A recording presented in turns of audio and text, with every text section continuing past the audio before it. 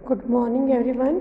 मैं doctor Maya Agrawal, assistant professor SPC government college Ajmer. आज का हमारा टॉपिक है the principle of corporation in insurance means सहकारिता का सिद्धांत। तो आज हम देखते हैं कि बीमा जो है कुछ सिद्धांतों के आधार पर कार्य करता है, क्योंकि बीमा का जन्म जो है सहकारिता के सिद्धांत पर ही हुआ है। तो जो हम द प्रिंसिपल ऑफ कॉर्पोरेशन देखने जा रहे हैं, ये सहकारिता का सिद्धांत है, क्योंकि बीमा का जन्म सहकारिता के सिद्धांत पर टिका हुआ है।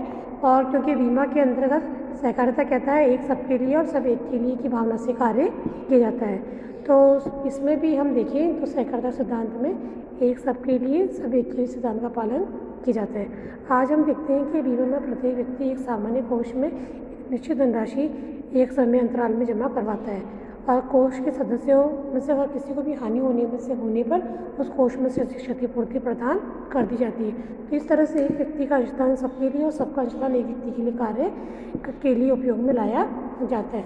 तो आज हम ये देख रहे हैं कि सहकारिता का सिद्धांत है जो सहकारिता की समूह भावना पर आधारित है। क्योंकि जब हम बीमा की बात करते हैं तो बीमा के अंतर्गत जब व्यक्ति अपनी बीमा का जोखिम का बीमा करवाता है तो सभी व्यक्तियों को एक साथ जोखिम होना असंभव है, क्योंकि सभी व्यक्तियों को एक साथ हानि नहीं होती है। तो जो बीमा व्यक्ति करवाता है तो बीमा के अंतर्गत वो एक जो प्रीमियम जमा करवाता है उससे एक फंड का निर्माण हो जाता है, और जब भी किसी बीमित व्यक्ति को हानि होती है तो उस फंड में से उसका भुगतान कर दिया जाता है। तो इसलिए बीमा जो सहकारिता सिद्धांत पर आधारित है, जिसके अंतर्गत एक व्यक्ति और सब व्यक्तियों का फंड मिलाकर व्यक्तियों की हानि की स्थिति में कार्य में लिया जाता है। तो अगर हम देखें तो परिभाषा अगर देखें तो सर विलियम बेब्रिज कहते हैं कि जोखिमों को सामूहिक रूप से वहन करना ही बीमा माना गया है। तो इससे स्पष्ट होता है कि यह अकेला व्यक्ति सभी जोखिम उठाता है या जोखिम उठाने के लिए किसी भी कोष का निर्माण करता है तो फिर बीमा नहीं कहा जा सकता, क्योंकि अकेला व्यक्ति अगर बीमा करवाएगा केवल कोष का निर्माण करना उसके लिए संभव नहीं है। क्योंकि बीमा के अंतर्गत अनेक व्यक्ति अनेक प्रकार के जोखिमों से घिरे होते हैं, तो अनेक व्यक्ति भी अपना बीमा करवाकर एक फंड का निर्माण करते हैं जिसका उपयोग हानि की स्थिति में सहकारिता सिद्धांत के आधार पर किया जाता है। अतः हम देखें कि बीमा का अगर हम इतिहास उठाकर देखें तो हमें पता चलता है कि बीमा की जो नींव वास्तव में सहकारिता के सिद्धांत के आधार पर ही पड़ी है।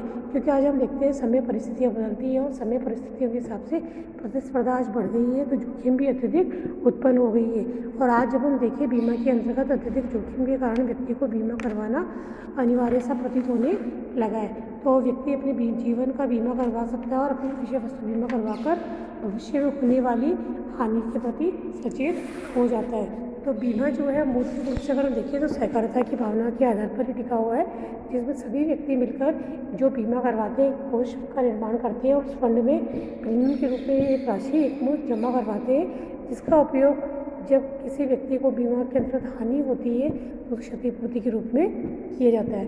तो इसलिए अगर हम देखें तो बीमा जो है सहकारिता के सिद्धांत के आधार पर कार्य करता है, जो समूह भावना से प्रेरित है और जो ये कहती है एक सबके लिए तथा सब एक के लिए। क्योंकि यदि हम सब आपस में जुड़कर एक साथ कार्य करेंगे, एक सबके लिए और सब एक की भावना से कार्य करेंगे, तो अवश्य ही बीमा का जो लाभ है व्यक्ति को मिल पाएगा। लेकिन यदि सहकारिता की भावना के आधार पर हम कार्य नहीं करेंगे तो हमारे पास कोष का निर्माण नहीं हो पाएगा, और जिसके कारण बीमा के अंतर्गत क्षतिपूर्ति होने पर राशि की भरपाई करना मुश्किल हो जाएगा।